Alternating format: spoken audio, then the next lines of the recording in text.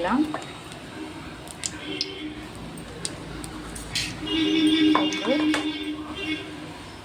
கொஞ்சம் ஜீரகம், ஒரு வெங்காயம், கருவேப்பிலை, கொத்தமல்லி, ஒரு தக்காளி எடுத்துருக்கேன், கொஞ்சம் இஞ்சி பூண்டு பேஸ்ட்டு எல்லாம் வதங்கிட்டு தேவையான அளவு உப்பு போட்டுக்கலாம்.